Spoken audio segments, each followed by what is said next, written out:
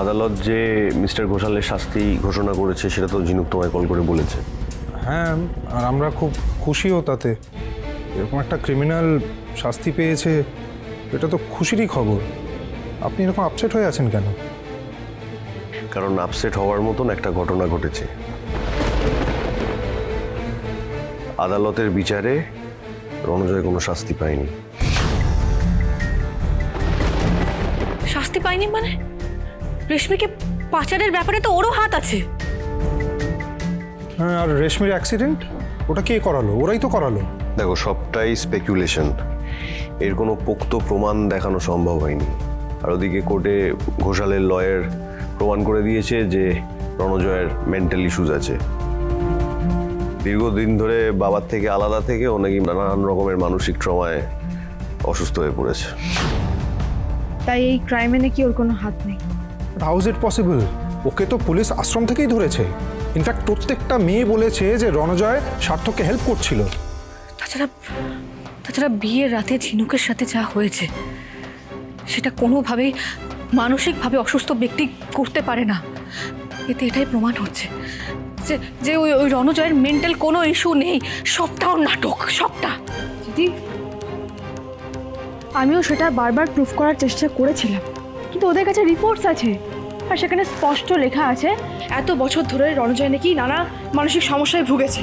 আর এই আশ্রমের পাওয়ার ব্যাপারটা ওকে নাকি কেউ ইচ্ছা করে ষড়যন্ত্র করে ওখানে ফাঁসিয়েছিল। তার মানে ও নিশ্চিন্তে ঘুরে বেড়াবে? ও শাস্তি না পেয়ে এভাবে ঘুরবে? বল কি হলো আশুতোষ বাবু, বলুন কিছু। কোর্ট সিদ্ধান্ত নিয়েছে যে রণজয়ের মানসিক অবস্থা ভালো না, মানসিকভাবে সে অসুস্থ, তাকে রিহ্যাবে পাঠানো হবে। খুব বড় একটা ভুল। রণজয়ের শাস্তিটা প্রাপ্য ছিল। এভাবে মিথ্যে প্রেসক্রিপশন দেখিয়ে ও মানসিকভাবে অসুস্থতার বাহানা করতে পারে না। দেখো সুধা, ব্যাপারটা নিয়ে তো আমিও কনভিন্স নই, কিন্তু আদালতের রায়কে চ্যালেঞ্জ করে যদি আবার কেস করতে হয় তাহলে এটা প্রমাণ করতে হবে যে রণজয় নাটক করছে, যেটা এই মুহূর্তে সম্ভব হবে বলে আমার মনে হয় না।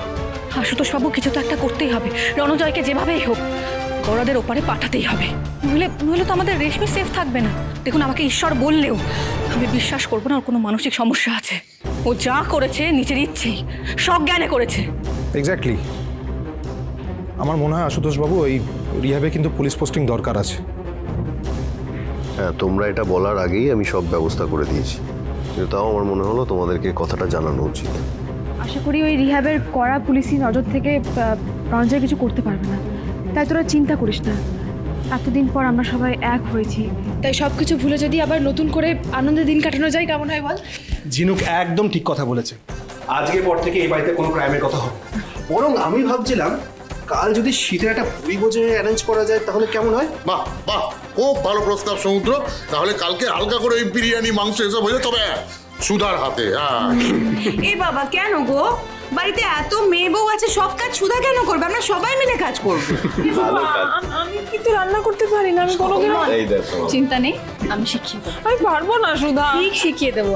ঠিক আছে, তাহলে তাই কথা রইলো। কাল তাহলে রান্নাঘরে লিটল বেবির হাতে খড়ি হবে।